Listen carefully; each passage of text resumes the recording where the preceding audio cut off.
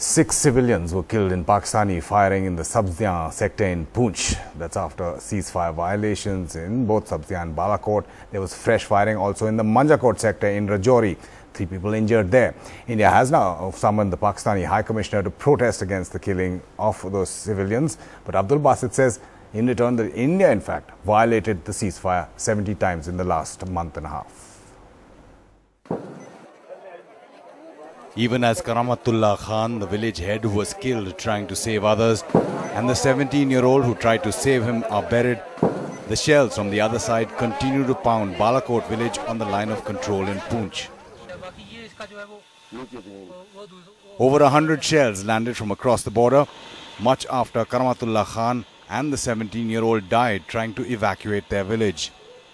कुछ बंदे मर रहे थे जब उधर तो शेलिंग हो रही थी मकान के ऊपर तो वो निकले उनको बचाने के लिए गाड़ी उधर साइड लगाने लगे जब तो एक गोला आगे गिरा दूसरा साइड इधर पीछे गिरा और तीसरा जब गिरा साइड में तो वो उसको इधर लगा तो पूरा उधर ही जगह पे. In a village some distance away, a 12-year-old child and a 40-year-old woman were killed as the shells rained down on them. Later in the day, 3 people were injured in ceasefire violations in Manjakot sector in Rajouri. This is the first time since the 2003 ceasefire between India and Pakistan that Pakistan has used heavy shells, 120 millimeters, leading to the highest civilian casualties since then. Surprisingly, unlike other border areas, the government has not constructed underground bunkers in Poonch. The locals say they have become sitting ducks for shelling from across the border. मुश्किल से हम रह रहे हैं यहाँ पे, ठीक है. हमारी किसी ना पुलिस ने मदद की ना फौज ने की, ठीक है. मैंने खुद हाजी करामत को उठाया था, ठीक है. जो मास्टर था रहमान, मैंने उसको उठा के अंदर रखा, ठीक है. तो गोलाबारी बहुत ज्यादा हुई यहाँ पे. For this reason that we are not able to go ahead and we are not able to evacuate people at mass level because it is unprovoked shelling and it is a continuous process since yesterday. These are the people who are suffering because of the hostilities between India and Pakistan along the line of control. As the entire country was celebrating Independence Day, these people were mourning after Pakistani mortar shells killed 6 innocent villagers and injured 10 others. Ironically, government has not constructed even a single underground bunker where these people can take shelter in the wake of shelling from across the LOC. In Balakot with cameraman Sheikh Tariq, Nazir Masoodi for NDTV. So civilians being killed in Pakistan firing from across the border. Will talks between the NSAs go on? Well, joining us from the capital, from the BJP is Sambit Patra, from Mumbai, the Congress is Sanjay Jha. We still have Ambassador Vivek Karju, who was secretary with the MEA, also ambassador in Afghanistan, and in our Delhi studios we have Jeepat Sarthi, former High Commissioner in Pakistan as well. But before that, I spoke to former Chief Minister of Jammu and Kashmir, Farooq Abdullah, and asked him for his, in fact, reactions to the latest incident that took place in which 6 people had been killed. Dr. Abdullah, just wanted to get your reactions on the latest, which includes women and children being killed in cross-border firing.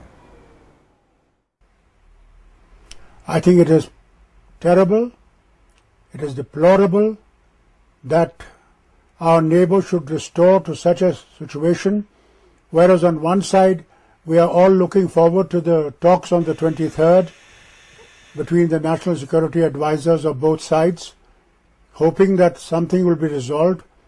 But on the other hand, our people continue to die, whether in this Balakot section that has happened today or before that in Sabziyan sector. This is not acceptable. You can't have peace as well as firing going on. They must decide, do they really want peace or do they want to continue with these skirmishes which will result into a greater danger to this whole continent. Dr. Abdullah is saying unacceptable, but it's not just been these incidents over the last few days, the last few months. In fact, there have been cross-border firing both at the LOC and at the international border, in which civilians have been not only affected and killed, but have been started moving out, which is a change from the recent past. I think it's very serious, and what Government of India must realize, they will have to engage Pakistani army. Pakistani army is really the one that control the situation in Pakistan. The democratic government does not have that power that the army chief has. And unless they are engaged somehow, through friends, through America and others, this situation will never be resolved. Dr. Abdullah, you're saying America and others. Now, this is exactly a situation which India doesn't want to be in terms of internationalizing any kind of problem with Jammu and Kashmir, but you're still saying that the international community should be involved in finding a solution? Because I don't see any other way. A Prime Minister spoke to the other Prime Minister in Moscow, hoping that the peace will be resolved. But even while the talks were going on, the firing on our borders were continuing, people were crossing the border. What do you call this? Well, what do we call this? But what would you say, Dr. Abdullah, to many who will be calling for talks between the NSAs next week to be called off as well, since you're saying talks don't really work if cross-border firing is continuing? Well, I don't want to be negative in it, but I have very little hope that anything will be achieved. Because I saw this when Moscow talks were held, we thought something will come through. Now these talks, I think these talks are just for talks. There is no substantial gain for India or Pakistan unless they really engage in a big way to sort this problem out. We have been suffering for years and years of only talks and talks and talks with zero result. With zero result, would you say there's any linkage between these talks or the announcement of these talks and an increase in either infiltration or cross-border firing? We've seen incidents in the past, whether it's been US presidents arriving or high-level meetings, when these kind of incidents increase. I think the army probably is not in favor of the talks, and that is why they are doing this thing. Otherwise, they would not have resorted to this thing, while we all are looking forward to those talks and maybe they can resolve peace. But I don't think the Pakistani army really wants to see peace. Dr. Abdullah, but then if you're saying that these talks are just about talking again, then are you also saying that the NSA talks should be called off? I don't think you can call them off, but let's call their bluff and see what they have to offer in those talks. Call their bluff, but on another completely different note, there's a lot of questioning about if Indian citizens are actually dying in these kind of incidents, or we saw Gurdaspur and we saw other attacks that took place. Should all other ties also be broken off? Cricketing ties, for example, you've been associated with cricket associations for long. I think sports is a separate thing, politics is a separate thing. Okay. I think let's not mix sports with this. I'm sure sport-loving people would like to see these two teams battle. That is definitely there. But it does create a problem, because people of India start thinking, what are we playing while our citizens are dying? There is no doubt about it. Many of Indians feel that this should not be done, that this play should not continue, and that we should continue to abstain from playing with Pakistan. So Pakistanis should also realize that Indians do feel very badly. They want friendly ties with Pakistan, there is no doubt about it. But friendly ties cannot be achieved if you continue to bomb and kill innocent people, totally innocent people, women and children. That is not peace.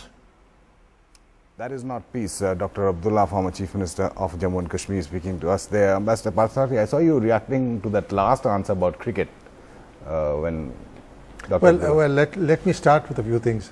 I think there has been a change in the Pakistani pattern of infiltration. It's coming from it the used border. to be the LOC, it is now across the international border, or what they call the working boundary. Quite obviously the LOC is, we have to bear in mind, is protected by the army. The international border is protected by the border security force. They are wary of taking on the army because they get subject to heavy firepower. And if they are firing, as they say, 100mm mortars at our guys, I think we'd have to have a better equipped force to respond in kind. That's first. Because once you say that you will respond in kind and more than respond in kind, you can't have a response by a lightly armed border security force when they're facing heavy mortar shells. That's point number one. Point number two, Amitabh, there are serious internal differences in Pakistan. and the most important has arisen recently. A minister has accused the ISI of trying to overthrow the Nawaz Sharif government and blamed the last Director General ISI, General Zahirul Islam.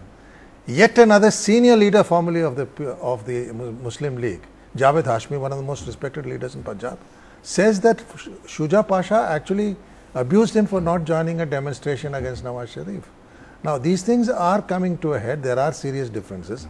Also, the army seems to have messed up things in Afghanistan as far as Mullah Omar's death is concerned, and lost credibility terribly. And the even normally passive President Ghani has come out press conference. So I think in these circumstances, this is a good diversion they're firing, and also, as I said, the pattern of infiltration has changed. Ambassador Kaju, I know you would be itching possibly to talk about Dr. Ashraf Ghani there, but since we're talking about Pakistan here, when Narendra Modi was campaigning before he became Prime Minister, he was absolutely brutally critical about the Congress treatment of foreign policy with Pakistan when our soldiers were being killed, and still possibly talking with them. What is your view on this government's policy of now, when things have come to this head, when civilians are dying there, women and children included, that the talks with the NSA level go on? You know, I have great respect for Mr. Parthasarathi. He is in many ways my guru in these matters. But I would like to submit a few points. The first is, for me, I don't care a tuppence of what is happening internally in Pakistan. I'm focused on what the Pakistanis, whoever they be, are doing to India, and if they are killing innocent civilians, it is unacceptable to me. Therefore, whether this is a byproduct of an internal struggle, it really doesn't matter, because at the end of the day, our people are suffering. Therefore, we've got to devise strategies which will take into account that whatever may be happening in Pakistan, the message is clear that they do not take it out by one faction or the other, does not take it out by shelling on our citizens. Ambassador Kaju, so then what is the strategy? What is the strategy? Now the government Amitabh, may I join in to what Vivek said? No, may I complete? Vivek, one little point. I entirely agree with you. I said our firepower has to increase and we have to get back hotter. Anyway. Right, Ambassador Kaju, so what should the strategy be then now at this juncture? Sir, my submission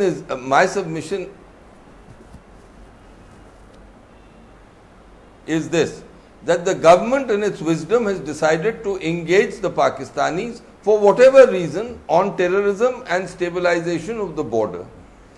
The Pakistanis are sending clear signals, and the army is sending clear signals, that they really do not bother about whatever our government may have decided with Nawaz Sharif. Now at this stage, how should we react? Right. That is the question. Right. We can go ahead with these talks, but our object has to be to respond effectively to the Pakistan army. Our focus has to be on having this stopped and having terrorism stopped. That has to be the national focus. So, High Commissioner Basit claimed that there were 70 violations from the Indian side, but Sambit Patra, just come in there. You heard Dr. Abdullah earlier saying that it's possible that talks should not be called off at this stage, but India should call Pakistan's bluff at least, if not calling off the talks. No, definitely. Where do we call Pakistan's bluff? If you don't meet eye to eye, if you don't sit down somewhere, where do you convey what you think about them? Well, you weren't talking to them so far. You weren't talking to them so far, so what's changed? No, I'm telling you, as far as the NSA talks are concerned, the NSA talks are talk on terror. There are no talks on other issues. Only as to how we would stabilize our borders, as to how we would see to it that there is no infiltration of terrorists. So naturally, the dictum, the principle that there would be no talks if there is terrorism still stands. We are not going to have any kind of talk on other issues. But as to how to stop terrorism is a moot question which we are going to address. So I believe we all have to welcome this. And secondly, I surely stand with what most of the others have said before me, that a strong response is required, and I'm sure they would agree with me that this government is giving befitting reply to what Pakistan has been doing. There is nothing to suggest that the retaliation has not been sufficient.